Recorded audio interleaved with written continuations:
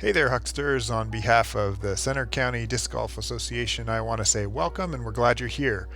Whether that's because you're a local player, someone just getting into the sport of disc golf, or passing through State College and wanting to know a little bit more about our local courses, we're glad you found this walkthrough video of the Bernel Park Disc Golf Course. While you're at it, please like and subscribe to our CCDGA YouTube channel. We're hoping to post more content like this in the coming weeks and months, and we'd love to have you along for the ride. So here we are at Bernel Road Park, just outside of State College, not far from the airport, to give you a tour of the 18-hole disc golf course on this property. The park is maintained by Center Region Parks and Recreation, and we sure are glad it's here. Its current layout is an 18-hole course, but it was originally installed as a shorter 9-hole course, and then expanded just a few years ago to its current 18-hole layout. In the early going, people like our current club president, Tricia Lafferty, as well as local and area league players were instrumental in this course taking shape and expanding. And each year that the trees and bushes get a little bigger, it gets just a little bit different than the year before. Bernel's disc golf course is a 5,370-foot course with a par of 55, despite what the course sign that greets you says. We'll point out the one par 4 in our journey as we go through the course. Something else we should point out is that this course plays quite differently season by season. We shot this video during April of 2020, which is just about the perfect time to play this course. It's not too cold in April, it's not too icy or windy as it is during the winter and spring months, and the rough hasn't yet grown up to the heights that it can reach during the summer. We're playing here on DGA mock baskets. If you look closely, you can see a slight version shift from the first 9 that were installed to the second 9 on the newer 18-hole layout. Well, without further ado, let's meet the players who will be showing us how this course gets played.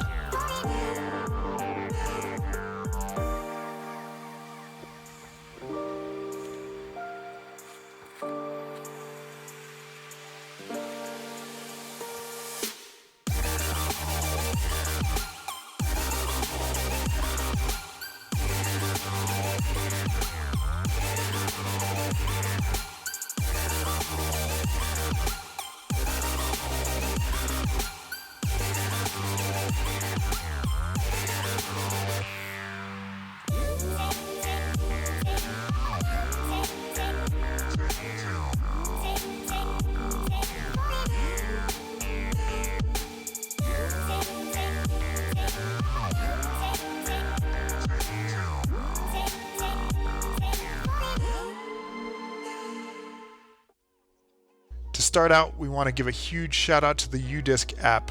If you are a disc golfer at any skill level, this app is an incredible resource to find new courses, score your rounds, track your development as a player. Our league players generally use this app to score casual and league rounds, as well as often during tournament play. We'll be using it to score our round today and to show you how the hole layouts are as we go.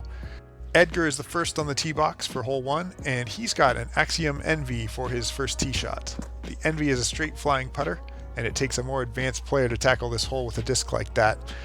As you can see from the UDisc layout, they have this one at 206 feet long, almost 20 feet shorter than the official course distance, with a slight dogleg left. Edgar's giving us a glimpse of how the fairway bends toward the basket. Let's find out where his drive ended up.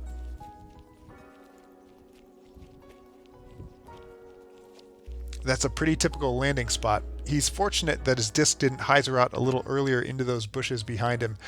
Let's see if he can can this putt, and he does. The CCDGA Hucksters are on the board with our first birdie, 1 under par. Timmy's over on the tee pad of number 2 to show us how he tackles this hole.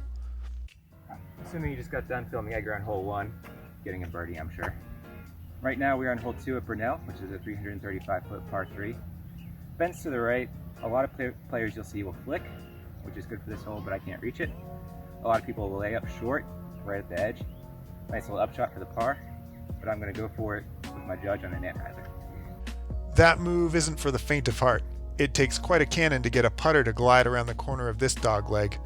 Tim is wound up right at the corner, which isn't too bad.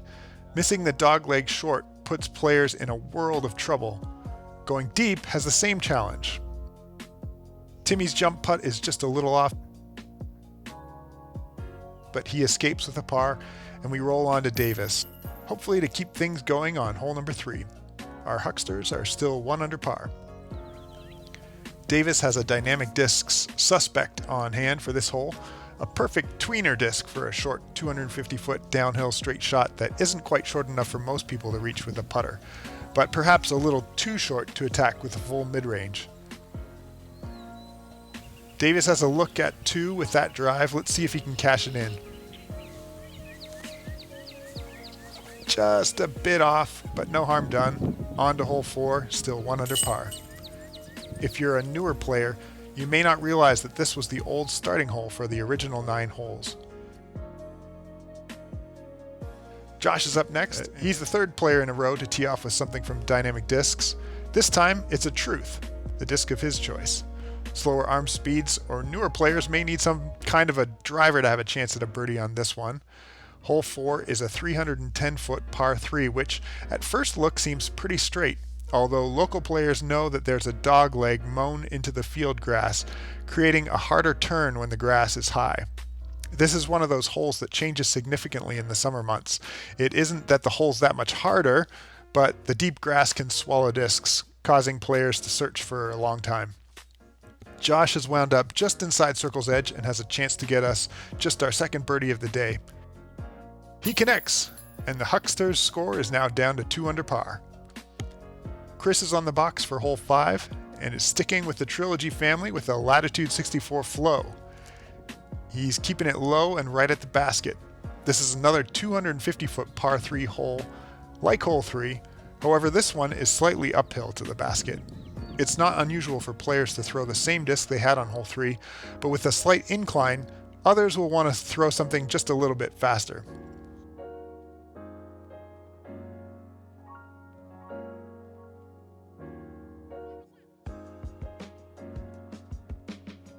Chris has our first park job of the day and easily converts the birdie to bring our score down to 3 under par. As Rick Roma would say, outstanding! Cody's on the tee ready to show us his take on hole number 6. He's teeing off with his trusty red Star Beast. Most players will pull out their farthest flying driver for this hole. This one is not for the faint of heart. It's not the longest par 3 on the course, but it plays like it with an uphill climb, plateauing just before the basket. This is another hole that seasonally can be extra challenging because of how deep the rough on either side can get. Cody's drive has chewed up a lot of the fairway and he's wound up in a frequent spot for right-handed players, leaving himself with a tricky approach to a basket that features a hillside placement, dropping off behind the basket.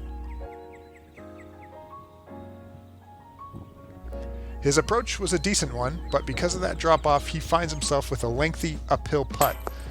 That's a nice attempt on the putt to save par, but Cody has shown us just how easy it is to play this hole decently and still end up over par. He'll be tapping out with a 4, walking away with our first bogey of the day.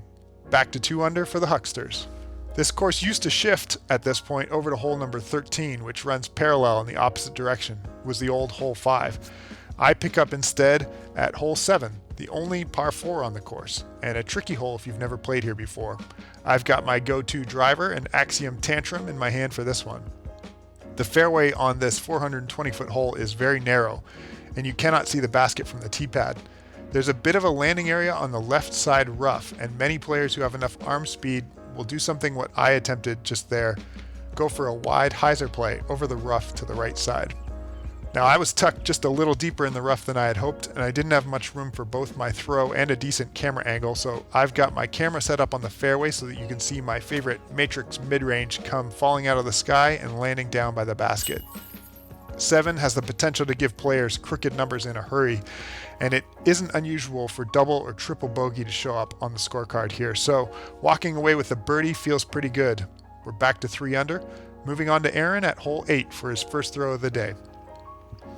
Erin is lining up an Axiom Crave on this one, and it looks like that throw came out nicely. Hole 8 is a 250-foot downhill hole that can be challenging with rough on the right side and gusts of wind that can sweep in through the tee pad. A fairway driver spiking down toward the basket as Erin has done is a common play, but you'll also find some people just throwing a glidey putter or mid-range straight at the basket. For safety reasons, the pavement and playground plays out of bounds. And it doesn't seem like you can get there from the tee, but unfortunately I've done that a time or two. It looks like Erin has a look at a birdie. Let's see if he can convert the putt. He cans it, and I think that deserves another look. Let's see if we can go to the basket cam. Nice shot, Erin. That drops the Hucksters down to 4 under through 8 holes. On to hole 9, where Edgar is waiting to tee off. He's bringing us back to the Trilogy lineup with a dynamic disc Lucid X Trespass. Weirdest part of this 280-foot slightly uphill hole is that the tee pad is aimed slightly to the right of the basket. For this reason, players will often throw out wide and let the disc hyzer back in. The basket's close enough to the tree line, making it so that players who go straight for the chains often end up having their discs hyzer into the trees.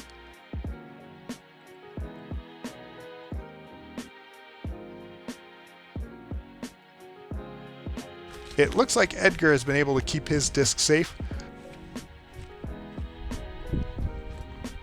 but unfortunately he was just a little bit off with his putt, tapping in for a par, keeping the Hucksters at 4 down through 9 holes. We'll catch up with Timmy on hole number 10, and it looks like he's been waiting for us for quite some time. How does this one play, Tim? You again. Well, here we are at hole 10 at Bernel. It is a horseshoe left, up and around the trees.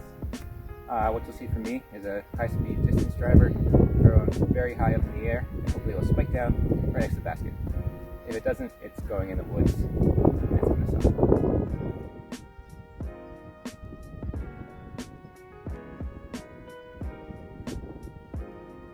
Hey, that looks like a decent tee shot. Let's find out where it landed and whether he can connect for a birdie. He drains the putt and drops the Hucksters down to 5 under. Sometimes Davis thinks that he can hang with Tim. Let's see if he can do that today as we tee off on hole 11. Davis has an escape in hand for this shot, a tricky 350-foot downhill with 2 large bushes and a power line, 2 poles that come into play a surprising amount of the time. As we walk down this fairway, you can see how tempting it is to play a low driver between the poles and under the power line. That's an amazing shot if you can pull it off, having your disc hyzer toward the basket, but coming up short lands you in that massive thorn bush. Davis has got a long putt here. Oh, he just misses, but he connects on the comebacker to save par. And wow, where'd the crowd come from? The crowd's going wild. Still at -5. Let's move over to hole 12 to see how Cody's doing over there. Cody has an overstable night strike fairway driver in hand for this 205-foot uphill par 3. Advanced players might reach for a mid-range or perhaps even a glidey putter, but the use of a driver here guarantees that you can get up the hill to the basket and don't leave it short. It's hard to argue with his disc choice given that he's basically got a drop-in birdie on the hole, getting the Hucksters another stroke under par, 6 down for the round.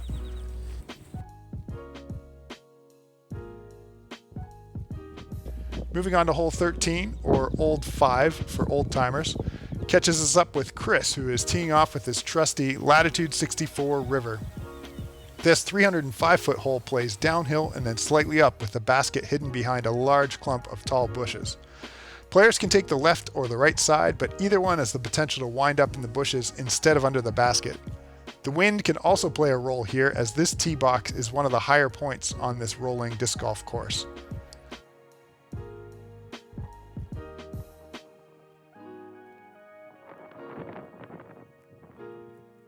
Chris's drive has left him a bit short of the top of the hill, but he's found a lie that gives him at least a look at the basket.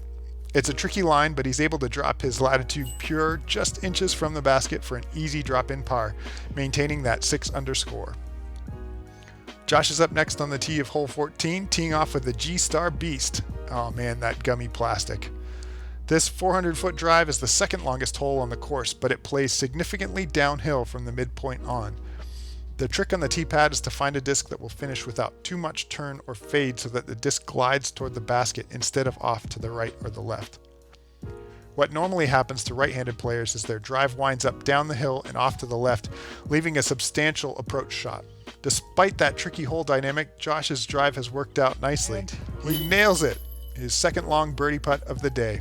Our Hucksters knock off another stroke and move to -7. I'm back on the box for number 15, and fortunately I got to experience this one on a less windy Bernel day. I had a slight tailwind, so I went to my understable catalyst from MVP and got it up in the air. My drive felt a bit high out of my hand, but it turned over nicely and got a good boost from the tailwind. This 370-foot hole plays longer than it appears from the tee. A slight rise in elevation and frequent wind may play a part in why that's the case. This hole and the last one are part of the elusive field holes here at Bernel that seasonally make it really hard to find errant throws that miss the fairway when the grass is growing up long during the summer. I'm left with a longer putt than I'd like, but it really could be worse. Let's see what I can do here. You'll have to take my word for it. My putt was just too much for the catch cam. We're on to the next hole, looking to keep this birdie streak alive. 8 down now for the round. Number 16 is a tricky one, but Erin is up for the task today. He pulls out his dynamic disc Sheriff and goes right at the basket. This 355-foot par 3 doglegs to the right from an elevated tee down across a tree-lined fence.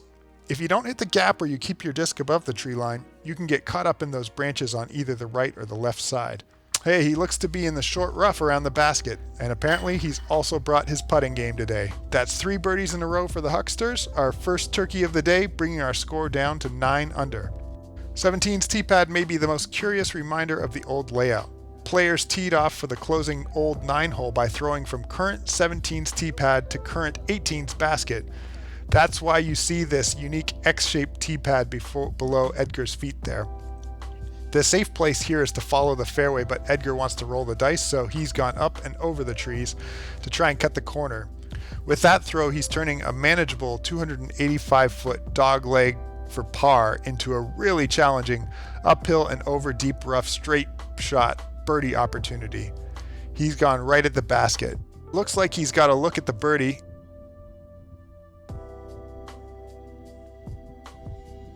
Oh, so close. He'll tap that in for par, and we move on to our 18th and final hole. Let's see if we can track down our favorite color commentator, Timmy Maston, to tell us about the final hole. You again. Well, here we are. It's the end of our round at hole 18 at Bernel. It's a short downhill flick. Forgot to get the distance, but it's probably about 250. So while I couldn't flick on hole 2, I can do it here. I'm going to take a driver, flick it down, and hope I get it close.